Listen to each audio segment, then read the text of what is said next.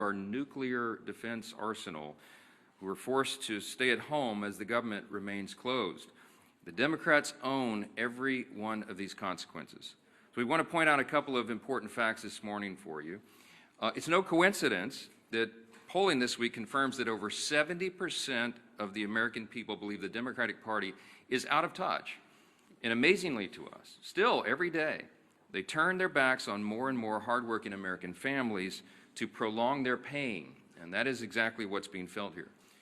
It is incredible to us that they've now voted 14 times between the House and Senate to reject the clean, simple funding bill that would simply reopen the government. 14 times they have thumbed their nose at the American people in spite of their pain that they themselves have acknowledged. And as we've explained here, the motivation behind that is very clear.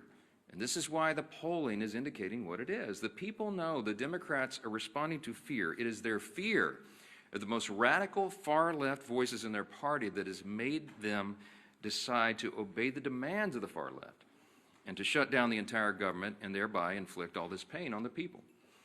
And almost comically at this point, the Democrats are still out trying to convince you that this is somehow Republicans' fault. But the facts are the facts, and the American people can see that very clearly. They see the truth. We brought you a handy scorecard here so you can, follow the votes. I mean, this is very simple. The votes to pay the troops and federal workers and continue SNAP benefits and get air traffic controllers and Border Patrol agents paid. This is the vote tally. You see the dates here. The House did our work back on September 19th, and we voted, Republicans voted yes. Democrats voted no on all those things, and the Senate has now done it an additional 13 times.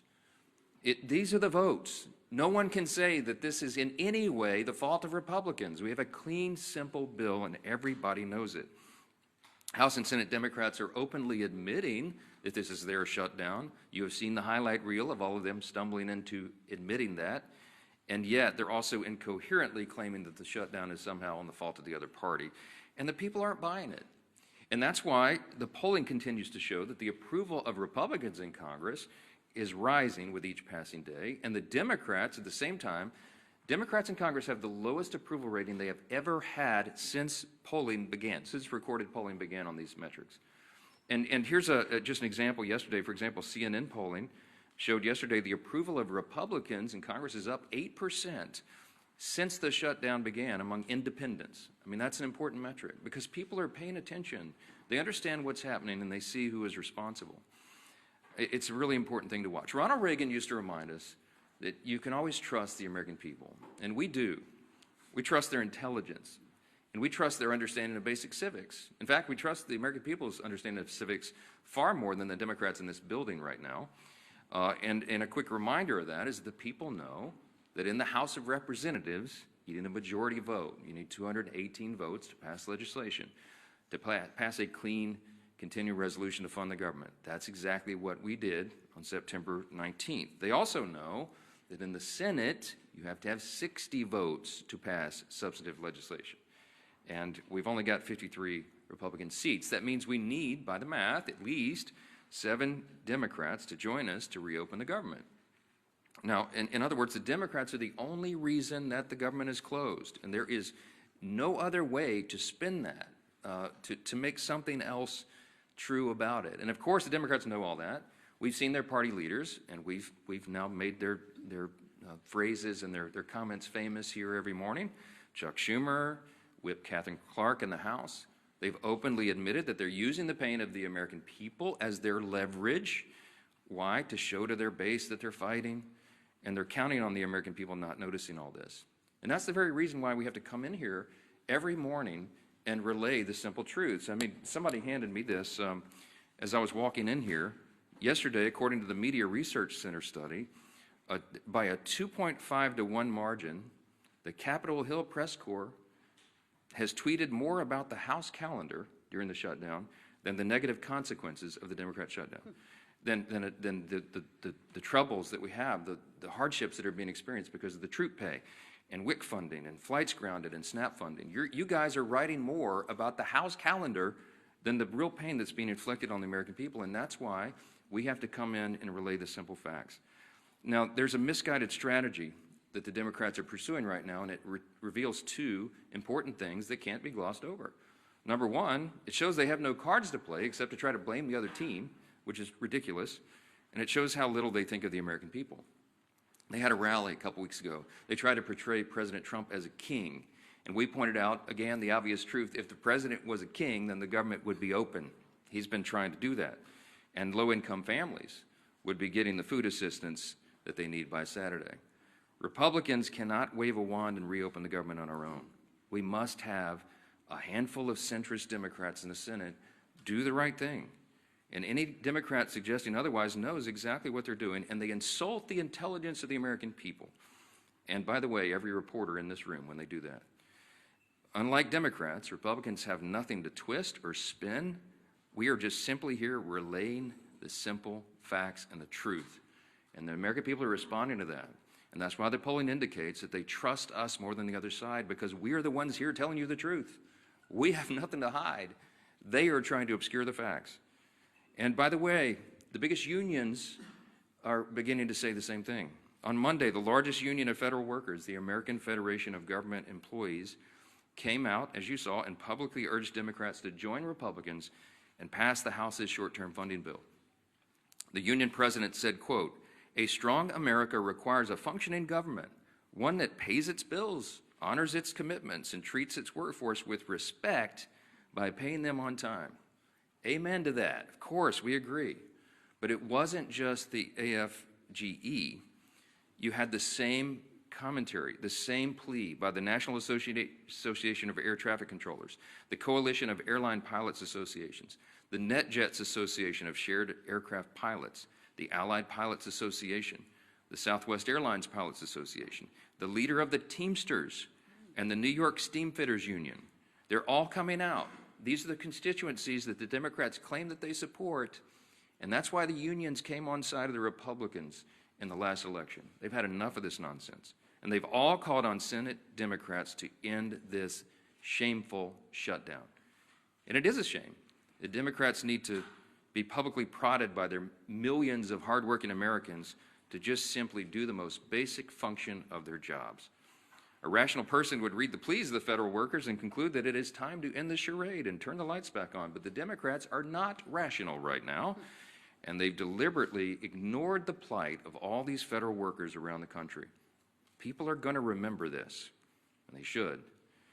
I want to quote to you a couple of senators over there on the Democrat side. Listen to this nonsense. Senator Mark Warner, the senior senator from Virginia, and this is noteworthy because Virginia is the state with the largest number of federal employees. He claims that federal workers want him to vote against reopening the government. He literally said, quote, "I think they want us to fight this." Fight what, Mark? What are you talking about? We have a clean CR. This is not a partisan dispute. It's ridiculous. Senator Tim Kaine is the junior senator from the same state of Virginia with the largest number of federal employees, and he said, quote, "I work very closely with them, and the AFGE would not want us to cut a deal." What the heck are you talking about, Senator? There is no deal here. We're not talking about a deal. We're talking about a clean CR that all of you voted for even as recently as this year. And here's my favorite one. This is the best quote. When asked about the AFGE statement from the big union, Senator Jeanine Shaheen said, quote, "I had a conversation with the president of AFGE earlier, right after the shutdown, and that was their position then." So let me just translate for you. Senator Shaheen spoke with the head of the largest federal employee labor union. The president of that union explained to her the harmful effects of a shutdown, and then Senator Shaheen went out and voted to close the government anyway and continued to do that more than a dozen additional times. Senate Democrats knew the pain this would cause. They knew about the missed paychecks. They knew the uncertainty of making rent for so many people. They knew about the missed meals. They knew about delayed flights. They knew that our nuclear arsenal and our national defense would be negatively affected by this, and they did not care. They shut the government down anyway to appease the far-left voices of their base. And the Democrats have some soul-searching to do. Are they going to continue to do that? Are they going to run from the far left and do their bidding? Or are they going to do right by millions of federal workers and the American people who continue to show up to work daily without pay? Are they going to do right and reopen the government so that those people are taken care of instead of the Marxist far-left base in their party? That is the question. And we pray that Senate Democrats come to their senses before this situation becomes too dire. On Saturday, this gets very real. SNAP benefits will stop flowing to all those who need it. You're talking about tens of millions of Americans at risk of going hungry if the Senate Democrats can continue this gambit. Instead of taking a simple vote to fund the government, which Senate Democrats have now had more than a dozen opportunities to do, Democrat attorneys general are suing the federal government to try to compel SNAP benefits to flow despite the government being closed and despite the fact that there is no money to do that. Congress hasn't authorized that. The contingency fund for that was something they batted down when the Democrats decided to vote against the CR and shut the government. For Democrats, there's a much easier option on the table. Just go do your job and fully fund all these programs and all these categories of people by voting for the CR. That's it. You don't have to do anything for Republicans. Just do your job for your constituents. Until Democrats recognize the pain that's gone on for so long, Republicans will be in their districts helping their constituents clean up the mess that Democrats are making and help them make ends meet and help them find the assistance, the food assistance, and all these other things that they're going to have to rely upon. And joining us this morning to discuss the Democrats' shutdown impacts on our national defense and on foreign affairs is our great chairman of the House Foreign Affairs Committee and a decorated veteran of the U.S. Army, our good friend, Chairman Brian Mast. Brian? Thank you, Speaker. I think everything going on, it really puts an exclamation point on the fact that we have the greatest population anywhere across the globe. I do want to start just by saying thank you to all of our workers. We have workers whose lives are being very literally affected, and they're still coming to work every day. Those are really big, amazing people. That's our American workforce. So I just want to start by saying thank you to them, all of our TSA workers, all of our air traffic controllers, our ICE, our CBP, our State Department people that I deal with, and to put a point, maybe moving to State Department, because that's what I deal with the most, about the very serious stakes of what is going on right now. Not just with people's lives and them not being able to pay their bills, but with what's going on across the globe. To juxtapose these positions, we have President Trump in Asia right now, very literally trying to make sure that the United States of America is not cut off from rare earth minerals or other things, which is what China is literally trying to do. That's why there was a threat of another 100% tariff, because China was sending around letters saying, all you neighboring countries don't sell to America. So the president is abroad trying to protect our homeland. And we have Democrats here at home doing everything that they can to weaken our homeland. That's a difference of values. And the stakes of those values is the future of the greatest country on the face of this earth. We should pray that our adversaries would be stupid enough to say they're going to prioritize funding feminism in Africa over the food stamps of their own people. They're not that stupid, but apparently Hakeem Jeffries is, and that's a real problem for all of us here. I was on the phone with an ambassador this morning. I'm not going to say where, but we have requests for people to leave embassies abroad because of very real threats that are going on. The people in that embassy are right now trying to figure out if they have cash funding to get fuel for vehicles or to have diesel to put in their generators because they don't have reliable electricity in the places that they're in. Those are the real world consequences. While they're also worrying about their paycheck isn't coming in, can their family back home buy groceries, pay their bill for student loans, pay for the fuel to get their kids to school, or the tuition at their children's school, or all the other things that they have to worry about while they're worrying about can they even get out of country. So those are the difference of values. I guess I would close it by saying this. We need 5 Democrat senators to pull their heads out of their asses and go work for the United States of America.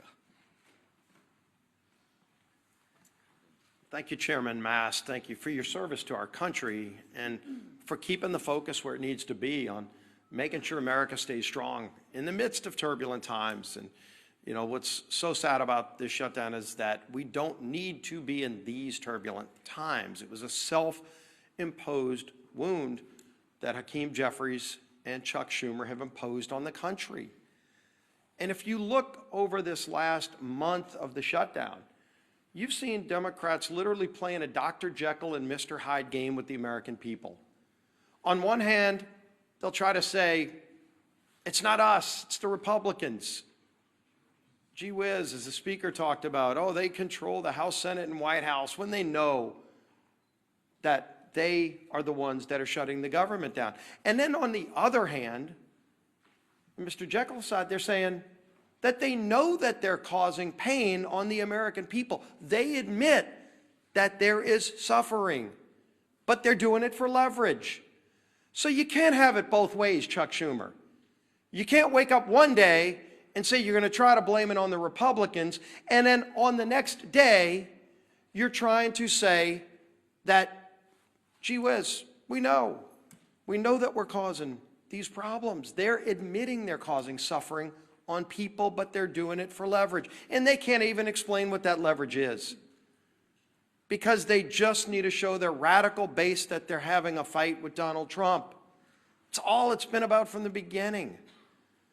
You really want to know who's calling the shots in the Democrat Party? You saw it on the stage this past weekend.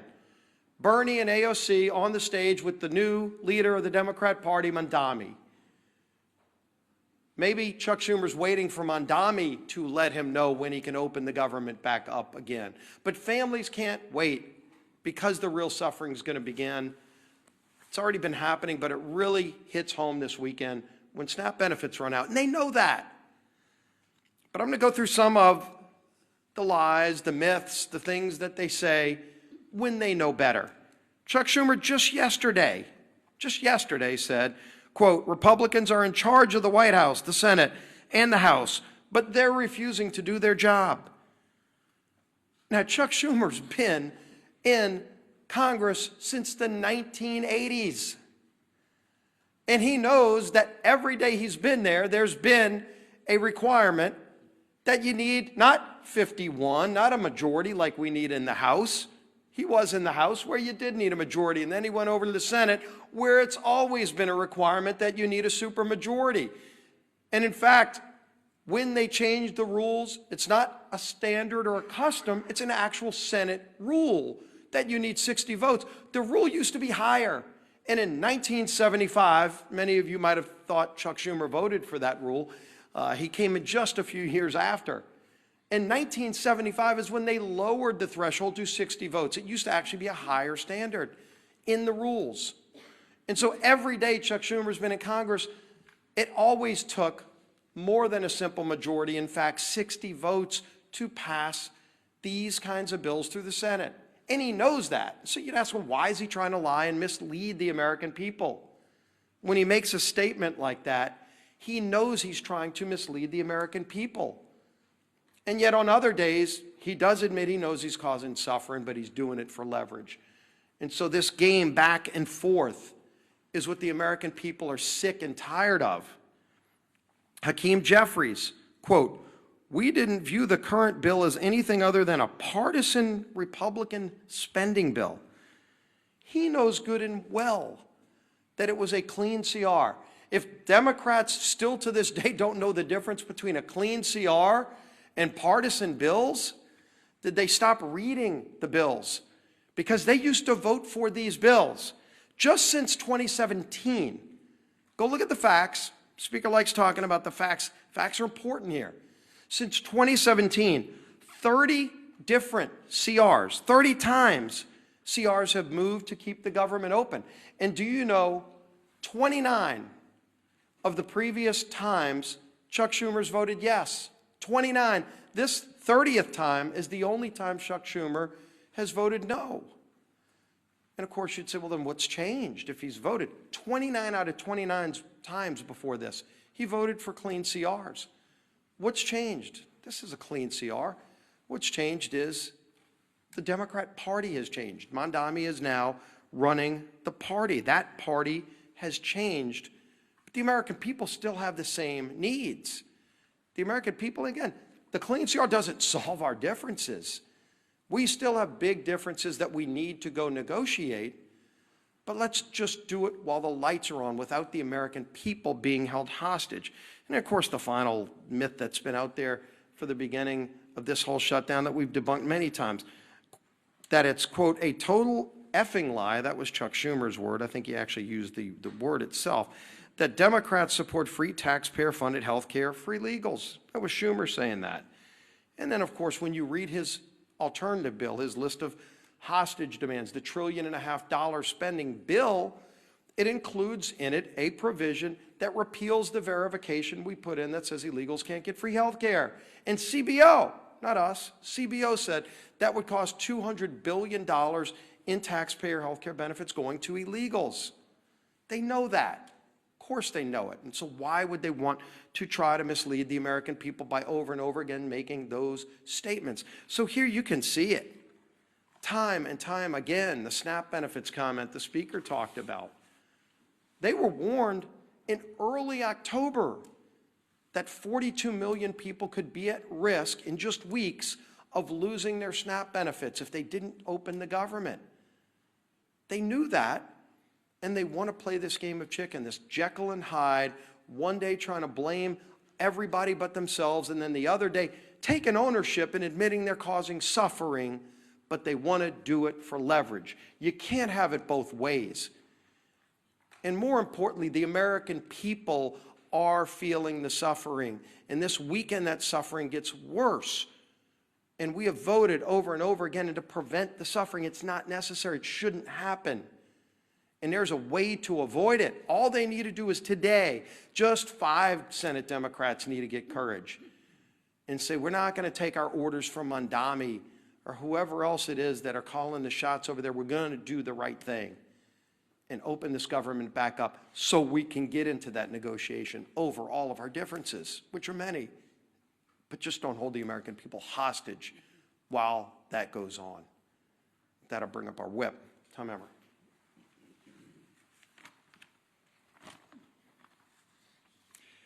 The Democrats have no leader, no vision, no message. And nothing proves it more than the chaos they have caused with their needless government shutdown. We are now 29 days into this mess, and the Democrats have contradicted themselves every turn with no exit strategy in sight. They've tried to make their shutdown fight about health care, while simultaneously demanding that we cut $50 billion in rural health care and give taxpayer-funded health care to illegal aliens. Not to mention the Americans who are suffering right now because critical health care services have been put on pause due to the Democrats' shutdown charade. On the issue of SNAP, Democrats are bending over backward to oppose Trump, using taxpayer dollars to fund frivolous lawsuits. Meanwhile, they are the ones causing people to lose their SNAP benefits by refusing to reopen the government. Remember, all of this could have been solved in a matter of 5 minutes by 5 Senate Democrats if they would do the reasonable and right thing by supporting our clean CR. The same CR that they supported just 6 months ago, and as we've said over and over, that they passed 13 times under the Biden administration. But instead, they'd rather run in circles, tripping over their own feet in the process and hanging their constituents out to dry. Why? In order to attain political leverage and score points with the radical Mamdani and Omar Fata supporting that, by the way, for those of you that don't know, is the Mamdani of the Midwest, Omar Fata, supporting that wing of their party. Take it from the party who essentially wrote the government shutdown playbook. It doesn't work. Shutdowns achieve nothing but hurt everyone. So enough with the political games. Pass our clean CR and let's reopen the government for the people that you were elected to serve.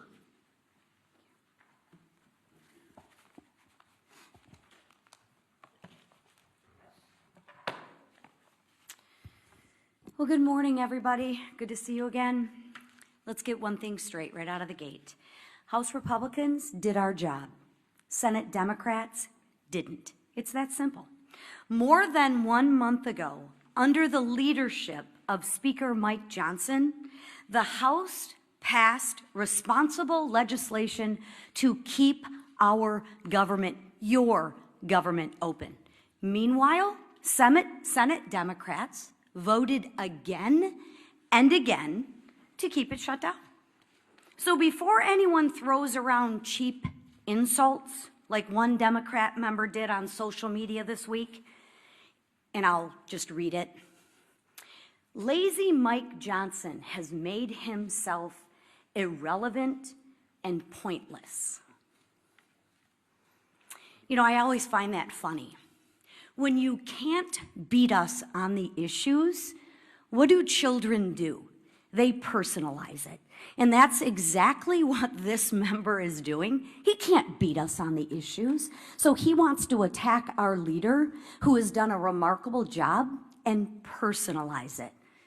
We're not in 6th grade anymore. But maybe for some people they are in 6th grade. But let's remember the facts. Republicans acted, the Democrats stalled. Mike Johnson has shown leadership, discipline, and focus. And what's lazy, I'll share with you what's lazy, is Democrats refusing to do their job and blaming everyone else for the problems in which they created. Because what Democrats are doing is wrong. And Americans, real Americans, hardworking Americans, are getting hurt. I, for one, have had it. And I don't think I'm the only one out there. On Sunday, a Democrat House member admitted to the Wall Street Journal that his party is being pushed by far-left groups. He said the quiet part out loud, everybody. He said what we've been saying forever. He said Democrats were lying to the American people about the reason behind the shutdown. Well, that's a shock, right? It isn't for health care. It isn't for health care, because if it was about health care, they wouldn't have stripped the $50 billion rural health care fund. I mean, come on, Democrats, get your stories straight. At least get a good story that you can spin to the American people, but you can't even keep your story straight. Listen, what the speaker said, Ronald Reagan was right. Trust the American people. And you know what? I'll say it again. When the facts aren't on your side, you have to personalize it and you have to lie.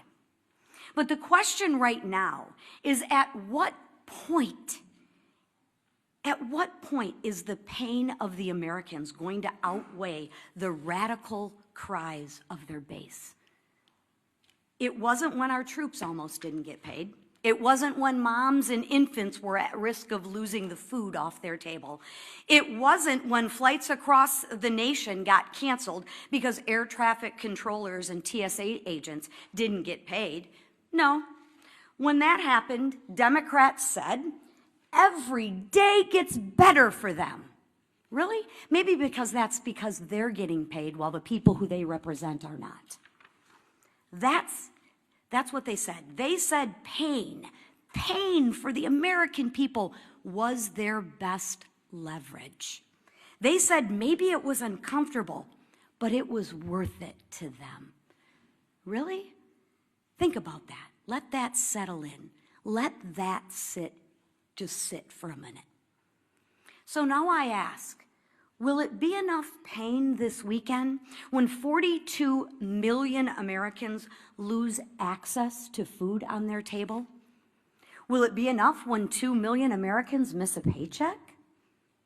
What Democrats are doing right now is absolutely cruel, but it's also dangerous. And I think Chairman Mast spoke very well on this issue, but let's build on that. When our skies aren't staffed, when our borders aren't secure, and when our troops are at risk of missing a paycheck, that is not a political strategy. That is a national security threat. Enough is enough. Americans do not want to be used as leverage.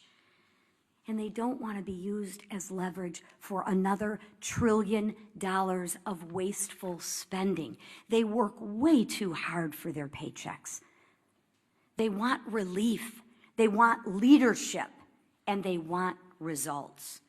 Democrats, please, I implore you, do what's right. Democrats, do what's right. End the shutdown. End the suffering for the American people. Stop, as you say, leveraging the pain. Vote for the Clean CR funding bill and let America move forward. Thank you. All right, questions? Manu, go ahead. Given how dire the feeling that you expressed for so many Americans right now, how do you justify the administration giving this big, massive bailout to Argentina, as well as calling for an increase in beef imports from Argentina? Look, we give foreign policy, the execution of foreign policy to the executive branch, and that's what the president is doing right now. There's lots of nuances about that. He's involved in negotiating trade agreements around the country to the great success and benefit of the American people right now. Dozens of them being worked out. He's overseas right now doing the same thing. And what he accomplished in Japan is a remarkable thing for the American people. And by the way, they've agreed to invest $550 billion into America, and that's good for everyone. So I can't get into the nuances of every single trade agreement with every country around the world, but we're going to trust the president to do what he's doing. He's had a remarkable track record of success for the American people, and nobody in this room can refute it. So I'm going to leave it right there. Chad, let's talk about the government shutdown. It's the main important thing right here. Chad, go ahead. Can you talk about some of the members in, excuse me, can you talk about some of the members at your conference who have expressed concern about the House being out, or saying that this has gone on, too long, we need to maybe have another CR or take another approach or do something on health care? Yeah. Can you talk about what that is like and some of the things that you're hearing from your members who are saying, this is really going on? Well, you all know what I'm hearing from my members because our calls are leaked every week, and we had a conference call with almost everyone yesterday. By our count, there's about 3 to 4 members of the House Republican Conference who have only mildly questioned working in the districts as opposed to being here on the floor. And we talked through that in as much detail as we can on a call that I know is being printed on the front page of all the papers the next morning. But I can tell you that 99% of all the Republicans in the Senate and the House heartily agree with what we are doing. They understand the most important thing and the most important function and the basic and most simple thing that government must do is keep its operation going for the people. That is the first job of Congress. And when we can't do that, everything is paralyzed. And so we have made that the #1 emphasis. We need the Senate Democrats to do what they have always done in the past. Don't make me tell you all the facts again. 13 times during the Biden administration alone, they voted on CRs to keep the government going. They know the pain they're inflicting. They do not care because they're more afraid of the radical left Marxists in the base than they are the American people. That's plain and simple. And so it's painful for them, for us to get up here every single day and relate again the simple truths. We have to do that. The repetition is what makes the truth saturate, because most of the mainstream media is giving us headwinds. They're pushing back, as I just demonstrated from you from the results. The research proves what we know intuitively, that the mainstream media, most of the legacy media, is parroting the talking points to the other side. You are not asking Chuck Schumer the hard questions. You're not asking Hakeem Jeffries the hard questions. Not enough of them. They're hiding. And they think that they can appease the radical base because they're more afraid of the voices of the far left corner of their party than they are everybody else. And I think there's going to be a big price to pay for that in the future. Yes, sir, right here. Religion News Service has tracked 5 different instances in the last few weeks. DHS or ICE agents apparently, or the Swedish support, shooting Christian clergy with pepper bullets, pepper rounds, and rubber bullets. There was viral video of a Unitarian minister being hit in the head with pepper rounds, and just last week a UCC minister was shot directly in the face with a pepper round by a DHS agent that left his face bloody. I know that you've advocated for religious freedom in the past and celebrated the president's decision to pardon anti-abortion demonstrators. Do you share the concern of these clergy? This is a religious freedom issue that's emerging between the administration and clergy. I can't comment on any of those instances. I haven't seen or heard any of those videos. So I'm not going to comment about it. But I would say, hold on, wait a minute. Let me answer you. Hold on. Thank you. You asked the question. Religious freedom does not extend and give you the right to get in the face of an ICE officer and assault them, if indeed that was what happened there. What I've seen is a measured approach by the people who are trying to enforce our border laws, our immigration laws. And that was desperately needed and desired and demanded by the American people. You might remember the #1 issue in the November election last year was the wide open border and the chaos that has ensued by that. So the people are out doing a very difficult job. ICE officers, by the way, are under tremendous strain and pressure. How would you like to do that job if you had to put on the badge and do it? When you know you have the media criticizing every move, and you have wild protesters in your face, cursing at you, waving their finger in your face, and sometimes pushing you and assaulting you. Okay, it's a dangerous, risky job. Thank the Lord that there are people who are willing to do that difficult job, to put on the badge and show that kind of courage. We should be on the side of law enforcement, and anybody who's trying to disrupt those operations, they need to be handled the right way. Now, look, all of us want the law to be enforced. We are the rule of law party. Chaos is not an American virtue, the rule of law, but you have to have order, and you have to have peace, and you have to have some people who are brave enough to put on the uniform and go ensure that. So get out of their face and let them do their job. That's what I would say. Down here, yes, ma'am. We're getting closer to the November 21st deadline for the CR that you guys passed. We're almost 3 weeks away from that. Is it time to bring the House back to pass a new CR with a new date? Is fewer than 3 weeks enough time to finish appropriations? Wouldn't that be a futile exercise when we have a CR that's been sitting over there since September 19th? If I brought the House back and we passed another CR, it would meet the exact same fate from Chuck Schumer. He would mock it, they would spike it, and they would try to blame it on us. So what would be the point of that? We're all concerned about the timing. The Democrats are eating up the clock. We have very important work to do here, and that's why we're pleading with them, not Chuck Schumer. Look, I think Chuck Schumer and Hakeem Jeffries are irredeemable at this point. I don't think they'll be able to tell Mondami in New York and his disciples that they voted to open the government. I've given up on the leadership. So we're trying to appeal to a handful of moderates or centrists who care more about the American people and will put the people's interest over their own and do the right thing in the Senate. I mean, there's no point in me sitting down with Chuck Schumer. He's painted himself into a corner. I get all that. Mondami it looks like he's going to win and be the mayor of New York City, and Hakeem Jeffries came out and endorsed him. That's all you need to know. Hakeem Jeffries is terrified that Mondami, one of his disciples, is going to challenge him in his own seat in the election next fall.